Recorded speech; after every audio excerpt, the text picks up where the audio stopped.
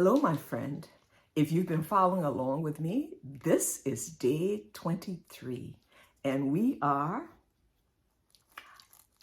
2 days away from the day that we celebrate, commemorate the birth of our Lord. We don't know the exact date, but it's a celebration for us to celebrate that God took on flesh and came to earth for us. I've been meditating in Psalm 23, and I've been asking you to do purposeful meditation. You may or may not have been using Psalm 23, or maybe you've been encouraged by some of the things I've been sharing. I really hope so. I want to welcome you. I want to thank you. When I stopped the last time, I was talking about the fact that verse 5, I believe, of Psalm 23, and you can check and make any corrections if I missed the verse. Verse 5 says, he prepares a table before me in the presence of my enemies. Now, we all know that sheep don't eat at the table. We know that. But we know that David took care of his sheep, defending them, and he even mentioned from lions and bears, and he fed them. He even snatched them out, he said, from the mouth of the lion and bear when they tried to attack them, and he went after them when they tried to attack him and brought them down. That's a whole other message. But I want us to look at Luke 22. And in Luke 22, I'm going to read. Now the feast of unleavened bread drew near, which is called the Passover. And the chief priests and scribes were seeking how to put him to death, talking about Jesus, for they feared the people, so they were looking for a secretive way. Then Satan entered into Judas, called Iscariot. You hear that? Satan entered, who was one of the number of the 12.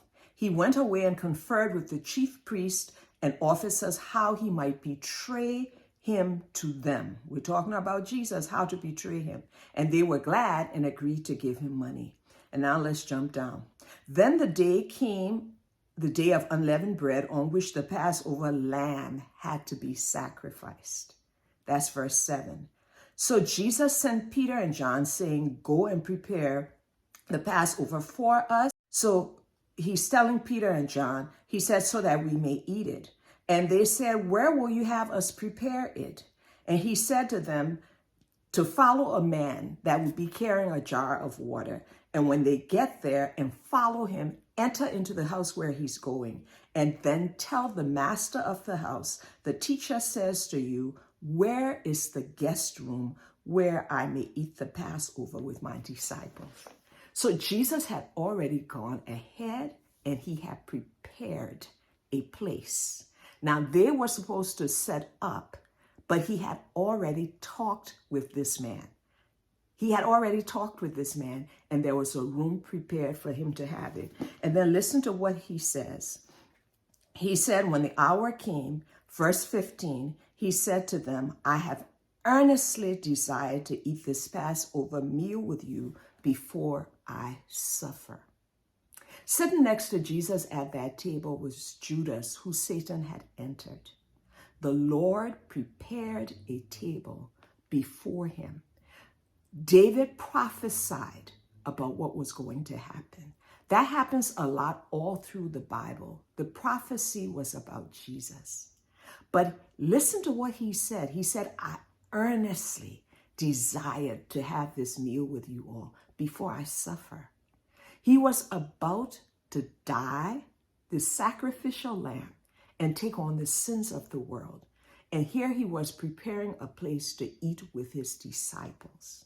The Lord prepared a place, and then when he was passing out the elements of the Last Supper, he said, take this, eat it. The bread representing his body, the cup representing his blood. What he earnestly desired was the symbol to show what he was about to do for us. He prepared a table to deliver us from our enemy, the devil.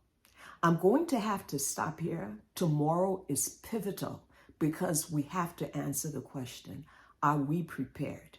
Peace to you and your family.